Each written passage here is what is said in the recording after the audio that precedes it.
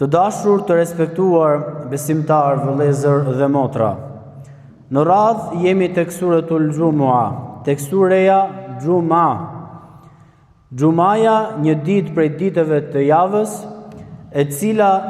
e ka marrë këtë emër po ashtu edhe për namazin që është i obliguar nga ana e Allahut të lartësuar për besimtarët në këtë ditë, pikërisht në këtë kohë, në kohën e namazit të drekës. Allah i lartësuar thot në Kur'anin famëlart: o ju që keni besuar, kur bëhet thirrja për namaz ditën e Gjuma, ecni shpejt për aty. Ecni shpejt për aty ku përmendet Allahu, dëgjojeni hutben, faleni namazin dhe e lini shitblerjen gjatë kësaj kohe. Kjo është shumë e dobishme për ju nëse jeni që e dini. E kur të kryet namazi, atëherë shpërndahuni në tokë dhe kërkoni begatit e Allahut, por edhe përmendeni shumë Allahun në mënyrë që të gjeni shpëtim. Shkaku i zbritjes së surës së Gjuma, të dashur besimtar, është treguar në ajetin e fundit të kësaj sureje, në ajetin e 11, sepse sureja Gjuma është një sure që është shpallur në Medinë dhe gjatë kohës kur fillohi që të falet profeti alayhis salatu selam një ditë Gjumaje, ishte duke mbajtur hutben, dëgjohen jashtë xhamie zëra daullesh, ku u tregonte që po vinte një karvan tregtar nga Damasku, dhe tregohet që në këtë kohë ka pasur shumë thatësirë dhe nuk kishte shumë ushqime për banorët e Medinës, dhe sahabët që ishin në prezencë duke dëgjuar profetin alayhis salatu selam në ditën e Gjuma, e lanë profetin në mimber duke folur, përveç një numri të pakët sahabësh, dhe të tjerët vrapuan për tek karvani, për të bërë tregti, për të siguruar ushqim për familjen e tyre. Dhe normalisht ajo që kuptohet është se akoma nuk ishin formësuar disa disiplina dhe edukate e xhamis me lidhje me ditën e Gjuma deri në atë moment. Dhe mbas kësaj ndodhie, profeti alayhis salatu wassalam do të mërzitet shumë që sahabët e lanë në mimber, dhe Allahu i lartësuar do të shpall ajetin e 11, pra të surën Gjuma, dhe në ajetin e 11 Allahu i lartësuar thot: po kur ata shohin ndonjë tregti ose ndonjë zhurmë, më syhen drejt asaj zhurmë dhe tregtie, kurse ty të lënë në këmbë. Thuaj atyre: ajo që është tek Allahu është shumë e mirë se sa dëfrimi dhe tregtia, e Allahu është furnizuesi më i mirë. Shikojmë që në këto 3 ajetet e fundit të surës Gjuma është urdhëruar, të dashur besimtar, që kur të vi koha e Gjumas të lihet puna dhe të shkohet në xhami.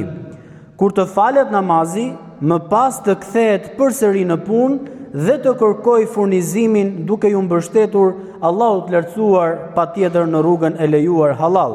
Dhe është theksuar me të madhe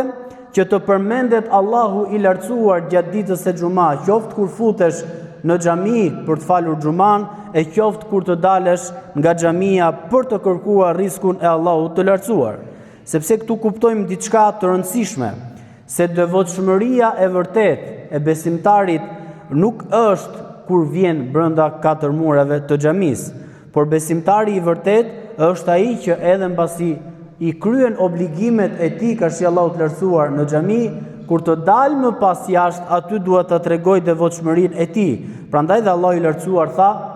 që ta përmendeni Allahun. Dhe është shumë e rëndësishme që ky urdhër që vjen në këto 3 ajetet e fundit është shumë i lidhur ngushtë me ajetin e parë të kësaj sureje, ku Allahu i lartësuar thotë: Yusabbihu lillahi ma fis samawati wa ma fil ardi al-malik al-qudus al-aziz al-hakim.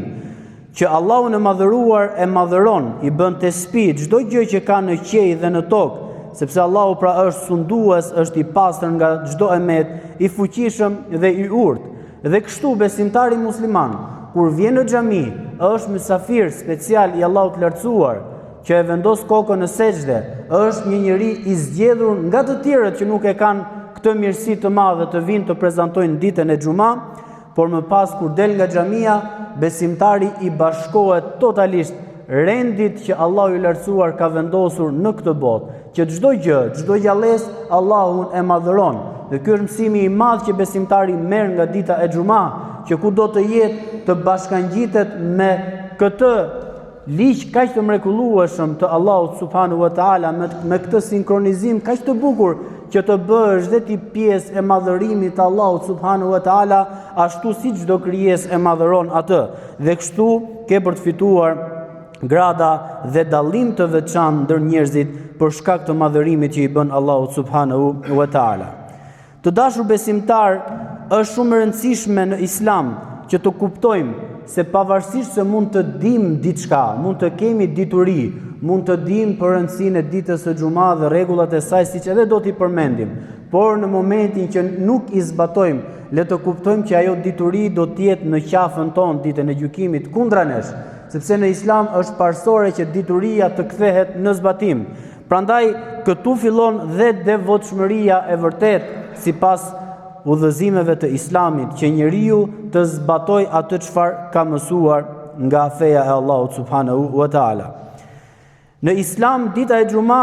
ka një vend të veçantë dhe vlerë që shtrihet që nga fillimi i njerëzimit e deri kur të mbaroj kjo dynja, kur të shkatërrohet me kiametin. Dita e xumë ka qenë e rëndësishme edhe për pjesëtarët e popujve të feve të mëparshme, të profetëve të mëparshëm, por siç transmetohet nga Abu Huraira radhiyallahu anhu, se i dërguari i Allahut alayhi salatu vesselam ka thënë kështu: neve, pra muslimanët, krahasuar me ata të cilëve ju dha libri para nesh, jemi të fundit, ndërsa në kiamet do të kalojmë të parët në krye. Ata ranë në kundërshtim lidhur me këtë ditë xumaje që Allahu a kishte bërë farz. Allahu na e tregovi ditën e xumë neve. Njerëzit e tjerë na ndjekin neve në këtë çështje. Ndërsa sipas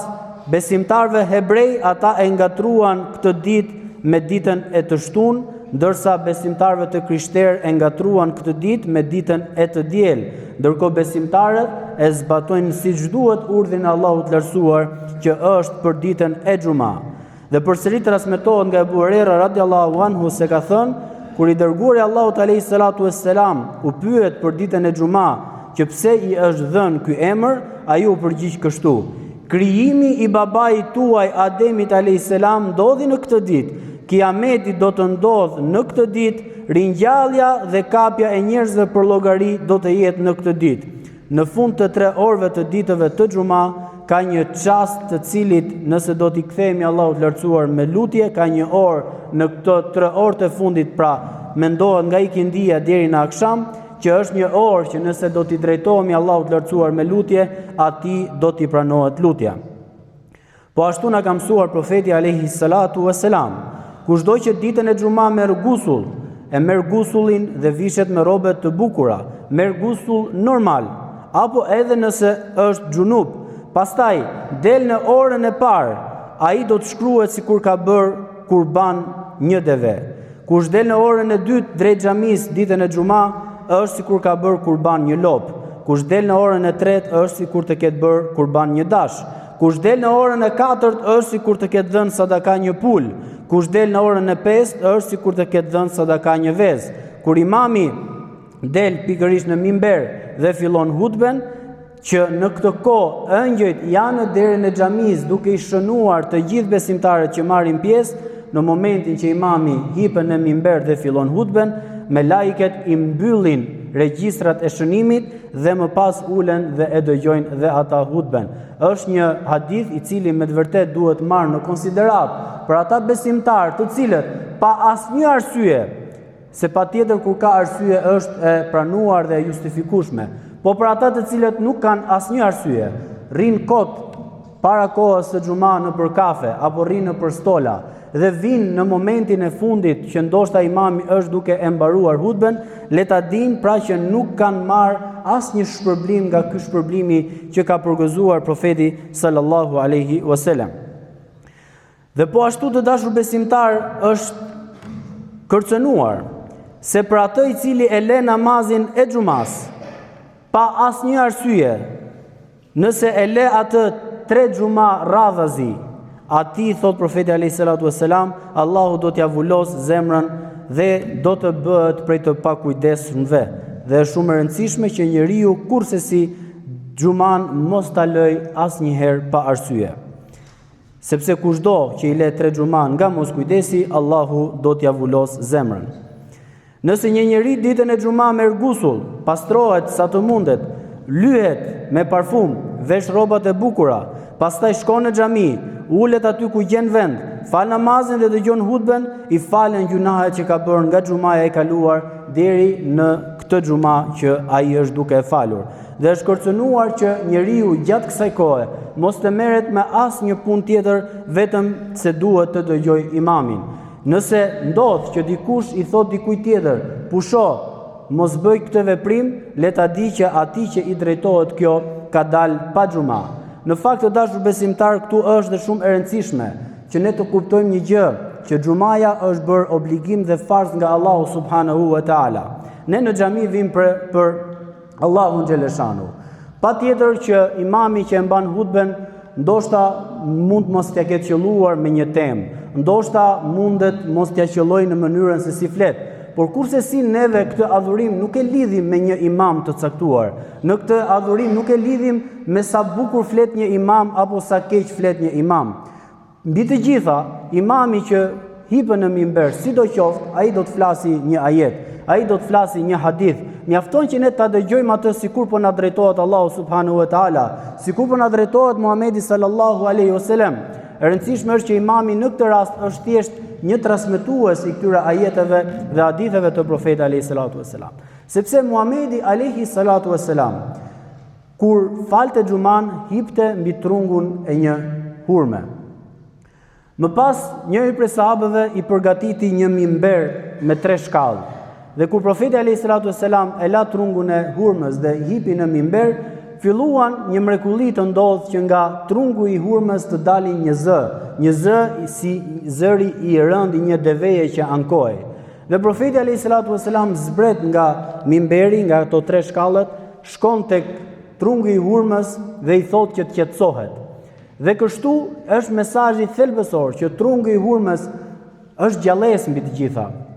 Është një krijesë e Allahut subhanahu wa taala dhe ajo e ka gjuhën e vet, siç Allahu thot çdo gjë e madhëron Zotin. Çdo gjë ka një gjuhë të saj që e përmend Allahun subhanahu wa taala. Ndërkohë trungu këtu filloi të qaj sipas interpretimeve, sepse këmbët e bekuara të profetit alayhi salatu vesselam nuk po hipnin më mbi të, por mbi të gjitha mbi atë trung flitej me ajetet e Allahut subhanahu wa taala. Mbi atë trung flitej me fjalët dhe hadithet e profetit alayhi salatu vesselam. Dhe kjo ka një rëndësi të madhe, që besimtari këtë adhurim e lidh me Zotin, nuk e lidh me një xhami specifike, nuk e lidh me një imam specifik, po vjen dhe ato minuta që imami kushdo qoftë është në mimber, rrin qetësi, kërkon të fitoj mëshirën e Allahut subhanahu wa taala me qetësinë e tij, me meditimin e tij, me prezencën e tij, me drejtimin e tij ka kibla, duke e madhëruar Zotin subhanahu wa taala, dhe këtë duhet të kërkojë gjithsecili prej nesh si besimtar. Ditën e xhuma muslimanët mblidhen së bashku, falen kolektivisht namazin e xhumas, takohen me njëri tjetrin dhe këtu shikohet që në vetvete kërkohet që edhe ne të jemi besimtar, të socializuar me njëri tjetrin, të qajmë hallet me njëri tjetrin, të ndihmojmë njëri tjetrin në mundësitë që Allahu subhanahu wa taala na ka dhënë. Dhe për ta përmbyllur me 8 rregulla thelbësore të ditës së xhuma, të dashur besimtar, duhet i kushtohet vëmendje dhe një edukat e veçantë këtyre pikave. E para, ata që kanë mundësi duhet të përgatiten që në mëngjes për ditën e xhuma. Kjo përgatitje përfshin gjëra si kryerja e pastërtisë së nevojshme, marrja e abdesit, veshja e rrobave të reja dhe të pastërta, përdorimi i aromave të mira dhe dalja herët për në xhami me dinjitet dhe seriozitet. Në lidhje me këtë, profeti alayhi salatu vesselam ka thënë, kushdo që ditën e xhuma pastron rrobat e tij, lahet, shkon herët në xhami, ulet afër imamit dhe e dëgjon imamin, kjo do të bëhet shkak që atij t'i falen gjunahet midis 2 xhumave plus 3 ditë shtesë. Kur bëhet dita e xhuma, me lajket ulen tek dera e xhamisë siç e tham dhe regjistrojnë me radhë ata që vinë të parët. Ka 3 gjëra që po ta dinin njerëzit, tha profeti alayhi salatu vesselam, po t'ja dinin vlerën këtyre 3 gjërave, do të garonin për t'i arritur ato. Ato janë thirrja e ezanit, arritja në safin e parë dhe shkurja herët në xhuma. Marrja e gusullit për ditën e xhuma, marrja e abdesit ditën e xhuma është diçka shumë e lavdëruar, por patjetër që njeriu kur do të lahet, ajsa në fakt marrja e gusullit është konsideruar diçka e domosdoshme nëse njeriu nuk ka pengesa për ta marrë gusullin. Ditën e xhuma para namazit të xhumas ose natën e xhuma që fillon nga ejtja në akşam, është e këshilluar të lexohet surja Kehf, të lexohet surja Duhan, të lexohet surja Yasin apo ndonjë sure tjetër nëse nuk bëhet kjo. Nëse nuk bëhet asnjëra nga këto, të lexohet diçka nga Kur'ani famëlar, sepse patjetër ta zbukurojmë ditën e xhuma me fjalët e Allahut të lartësuar, është një veprim i bukur dhe një veprim i cili ka sevap të madh. E katërta, kur hyn në xhami për namazin e xhumas, nëse hutbja ende nuk ka filluar, atëherë besimtari mundësisht i fal 2 rekate namaz, ulet në një vend bosh sa më afër vendit të imamit dhe kur hatibi imamit të ngjitet në mimber, duhet që ta dëgjoj me vëmendje të plotë. Pastaj kur imami hatibi zbret nga mimberi, në të njëjtën kohë edhe muezini bëhet gati për të thënë ikametin, atëherë besimtarët të gjithë së bashku çohen në këmbë dhe bëhen gati për namazin e xhumas. Është e rëndësishme që në këtë ditë të dëgjohen këshillat që fliten nga mimberi dhe këto këshilla të jenë një ilaç për shpirtin, që kjo këshill minimalisht të zgjas deri javën tjetër që të vit xhumaja përsëri me këshilla të reja që njeriu kështu besimtari e përkujton Allahun subhanahu wa taala. Është shumë e preferuar që ditën e xhuma që të dërgohen salavate mbi profetin alayhi salatu wassalam. Dërgimi i salavateve mbi profetin alayhi salatu wassalam, duke thënë Allahumma salli wa sallim wa barik ala nabina Muhammad, apo në forma të tjera të salavateve, bëhet shkak për falje dhe për lartësim në grada tek Zoti. Dhe profeti alayhi salatu wassalam tha, shtojini salavatet ditën e xhuma, sepse Allahu i lartësuar salavatet e juaja i paraqet mua dhe ma kthen shpirtin në varrin tim dhe unë ua kthej salavatet, ua kthej përgjigjet gjithë secilit prej jush me emër Allahumma salli ala nabina Muhammad. Dhe gjithashtu për ta përmbyllur ditën e xhuma është e pëlqyer të shpërndahen sadaka sipas mundësive për të varfrit, për nevojtarët, për njerëzit që zgjasin dorën në ndihmë dhe kështu besimtari e mbyll adhurimin e ditës së xhuma duke filluar herët në mëngjes dhe duke dhënë selam në namazin e xhumas dhe më pas ai shkon dhe e kërkon riskun e Allahut subhanahu wa taala. Dhe gjëja më e rëndësishme është që besimtari të përgjigjet Zotit kur ai e kërkon, kështu do të marrë vlerë. Besimtari të zbatoj urdhëresat e Zotit dhe dispozitat fetare ashtu siç na ka mësuar profeti alayhi salatu wasalam, dhe kështu do të marrë vlerë dita jon e begat, festa jon javore, që është një ditë që Allahu i lartësuar na ka nderuar me këtë ditë dhe na ka përgëzuar për falje,